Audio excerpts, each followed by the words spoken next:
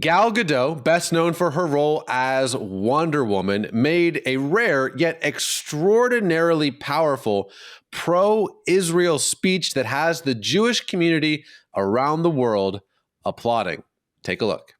And never did I imagine that on the streets of the United States and different cities around the world, we would see people not condemning Hamas, but celebrating, justifying, and cheering on a massacre of Jews.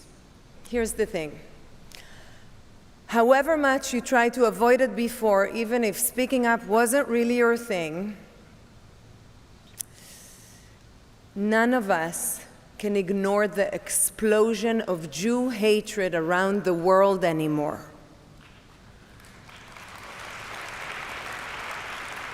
And that's what I'm doing. No way I need it. It really is me standing in front of you today, saying simply that my name is Gal and I'm Jewish, and we have had enough of Jew hatred. On October 7th, Jewish women were sexually terrorized, raped, murdered, and kidnapped by Hamas.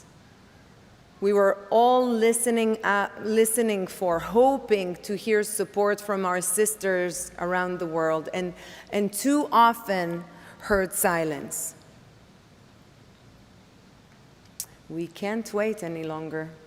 We can't hold our breaths and pray or beg for support from people, groups, community that don't want to be there for us. We need to be there for ourselves. We challenge hate when we face it, but we do it with love while always striving to make the world a better place. And who am I? My name is Gal, and I'm Jewish. Israel activist Emily Emanuel joins us now. Now, Emily, I know that this speech made you tear up a little bit. Why was it so impactful? Yeah, it really did. I think I watched it probably about 5 or 6 times, and every time I just couldn't help but tear up. I think it was the pure authenticity and the conviction that Gal had. I mean, she was just saying who she was, that she's a mother, that she's a daughter, that she is a sister, and that she's Jewish and Israeli. It's who she is. Like, you can't deny that. You can't deny who she is. It's part of her identity. And yet that is controversial. And that just made me so sad that me being British, if I just said, oh, I'm British, it's not even something I have to say, it's who I am. And yet that having to be a controversial thing in a day-to-day life for Jewish people it's just appalling. Do you feel like you need to hide your Jewishness sometimes? I mean, you were talking to me the other day how you were at a coffee shop and you were a little intimidated just to even talk about Israel openly. So do you feel like you have to hide your Jewishness and your pro-Israel stances?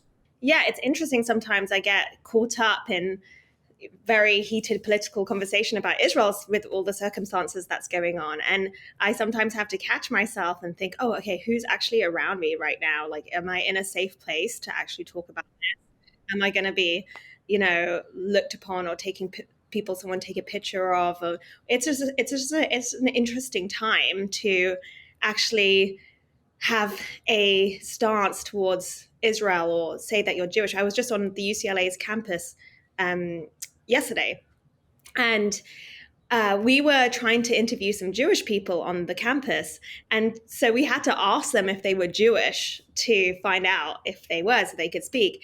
And it was just awkward. I don't want to make them feel awkward, because even them admitting that they're Jewish right now is a little bit of a scary thing. Tragedy and extremely frustrating as someone who loves Israel and the Jewish people that the Jewish people feel threatened by just saying who they are. Let's go back to Gal's speech. What are maybe one or two other things that she said that really stuck out to you?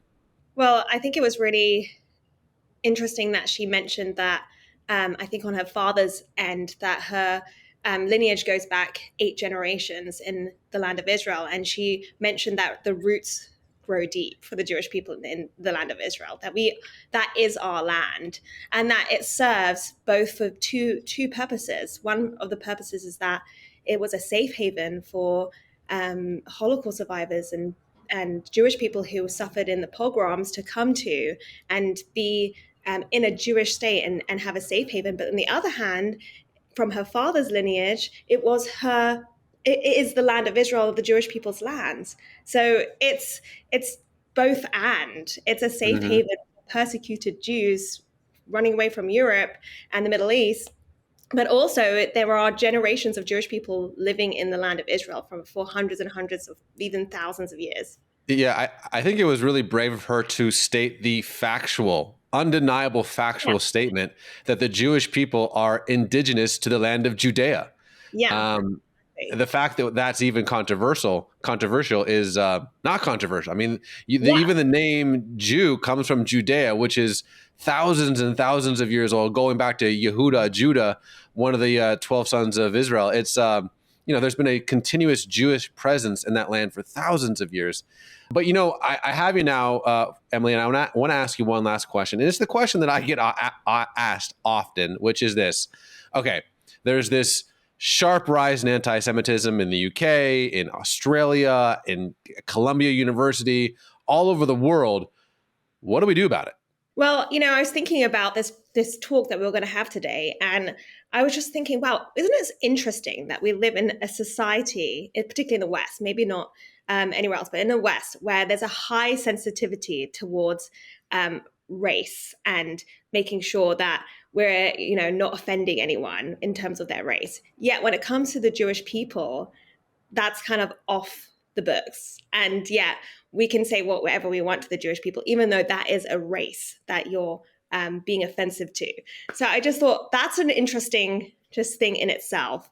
But I think that the solution is education. I think there's a lot of ignorance, particularly on university campuses. It's actually quite crazy what they're being taught, and the narrative that is just being portrayed over and over again.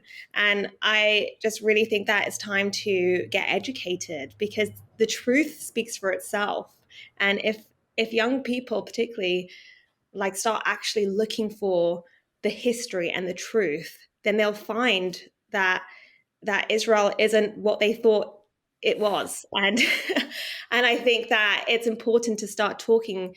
If you want to have an opinion about this conflict or what's going on, go and speak to an Israeli, go and speak to a Jewish person, ask them how they're feeling, ask them what their narrative is. And I think it's important to go and hear from people's firsthand experiences and their stories. Emily, my friend, thank you so much.